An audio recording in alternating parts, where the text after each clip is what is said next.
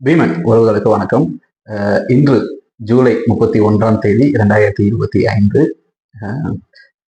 என்ன நடந்துச்சு இன்னைக்கு நாள் முழுக்க அப்படிங்கிற ஒரு அனுபவத்தை பகிரலாமே அப்படின்னு தோணுச்சு. அதாவது பார்த்தீங்கன்னா, தினசரி நம்ம காணொலிகள் பதிவேற்றம் செய்து கொண்டிருக்கிறோம். ஒரு சில நாள் ஆக்கப்பூர்வமான சிந்தனையான காணொலிகள், ஒரு சில நாள் ஒரு சில காணொலிகள் போட முடியாமல் போகலாம். இருந்தாலும் நம்மளுடைய உணர்வு சார்ந்த, நம்மளுடைய இயக்கம் சார்ந்த கருத்துக்கள் தொடர்ந்து பதிவேற்றம் செய்வது தானே நல்லா இருக்கும் அப்படிங்கிற ஒரு விஷயங்கள் இருந்தாலும், இன்று எனக்கு ஒரு உதயமான ஒரு யோசனைனா, ஏன் நம்ம தினசரி என்ன மாதிரி நடவடிக்கைகளை நம்ம செய்தோம்.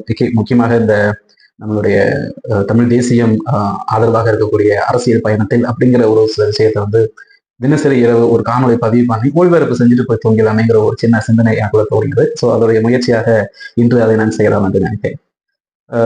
தோராயமாக எப்பவும் போல காலை ஒரு 6 மணியை போல எழுதியக்கூடிய ஒரு சூழ்நிலை ஏற்பட்டது. அப்படி எழுந்திரிச்சு தினசரி வாழ்க்கை நடவடிக்கைகள் அப்படியே போயிட்டே இருந்தது. இன்னைக்கு நாம் தமிழர் கட்சி சார்பாக நான் என்ன மாதிரி ஒரு நடவடிக்கைகளை செஞ்சேன்னு ஒரு பக்கம் இருக்கு, என்னென்ன மாதிரி நடவடிக்கைகள்லாம் நம்ம சுற்றி நடந்துட்டு இருந்துச்சு அப்படிங்கிற விஷயங்கள் ஒரு சில பக்கம் பார்க்க இருந்தது. வர ஆகஸ்ட் 2 மற்றும் ஆகஸ்ட் 3 பார்த்தீங்க அப்படின்னா, செந்தமிழன் சீமான் அவர்கள் தேனி மாவட்டத்துல தேனியில இருக்க போறாரு. அப்படிங்கிறப்ப ரொம்ப பரபரப்பா இருக்கு.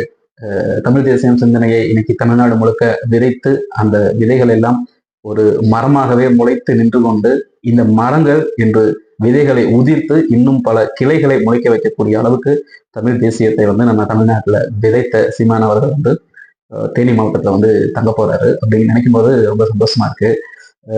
ஒரு திருவிழா வரும்போது அந்த திருவிழாவில் பங்கேற்றது எவ்வளவு சந்தோஷம் இருக்குமோ அந்த அளவுக்கு ஒரு உணர்வுபூர்வமான ஒரு விஷயம் பாத்தீங்கன்னா மனசுக்குள்ள ஓடிக்கிட்டு இருக்கு.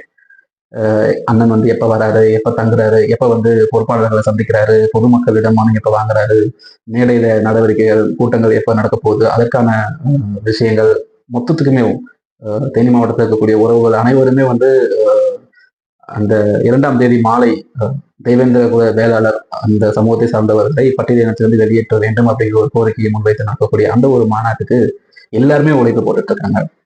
தேனி மாவட்ட மண்டல செயலாளர் அவர் எல்லாத்தையுமே ஒருங்கிணைத்து சுவரொட்டி விளம்பரங்கள், சுவரொட்டி நிறைய பதிவிறக்கம் செஞ்சு அதை பிரிண்ட் எல்லாம் பண்ணி கிராமம் முழுக்கும் தொகுதி முழுக்கும் ஒட்ட சொல்லிட்டு இருக்காங்க. ஒவ்வொரு மாவட்ட தலைவர்கள், ஒவ்வொரு மாவட்ட செயலாளர்கள் எல்லாமே இந்த புகைப்படங்கள் சுவரொட்டி ஒட்டுறது வேலைகள் தொடர்ந்து செஞ்சுட்டு இருக்காங்க.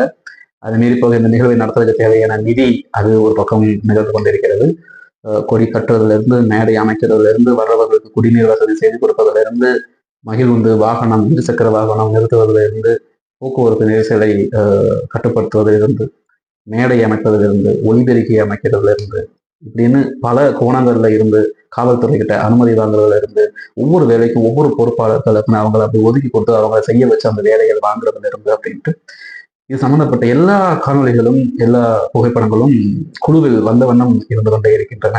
ஒரு வீட்டுல ஒரு கல்யாணம் நடக்கிற மாதிரி இருக்கு அப்படின்னா எப்படி அதுல நிறைய பேர் பங்கேற்று பேசுவாங்க, பழகுவாங்க, செய்வாங்கிற மாதிரி ஒரு சப்ஜெக்ட் தான் பாத்தீங்கன்னா நடந்துட்டு இருக்கு.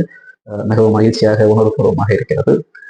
கிராமங்கள்ல முக்கியமாக தேனி மாவட்டம் போடி நாயக்கனூர் பக்கத்தில் இருக்கக்கூடிய இடங்கள்ல போடி நகரம், அப்புறம் கம்பம், சின்னமனூர், அதே மாதிரி கோடங்கப்பட்டி, அதுக்கு பக்கத்தில் இருக்கக்கூடிய சரையால்பட்டி மற்றும் டொம்புச்சேரி, அந்த பக்கம் தேனி மாவட்டத்தில் அருகில் இருக்கக்கூடிய அரண்மனை புதூர், அந்த பக்கத்தில் இருக்கக்கூடிய இடங்கள்ல கோட்டூர், இப்படின்னு பல இடங்கள்ல இந்த பொதுக்கூட்டத்தின் சுவரொட்டிகள் தொடர்ந்து ஒட்டப்பட்டு அவங்க செய்த களப்பணியை பார்த்தீங்கன்னா குழுவில் காலையில மாலை வரைக்கும் பறந்துகிட்டே இருந்தாங்க.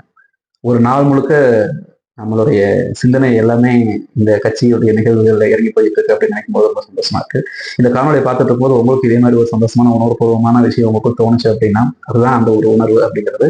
உங்களுக்கு அப்படி இருந்துச்சுன்னா ஒரு கமெண்ட்டை போட்டு ஒரு லைக் தட்டி விடுங்க. கண்டிப்பா பீமன்களுடைய சப்ஸ்கிரைபும் பண்ணிக்கோங்க.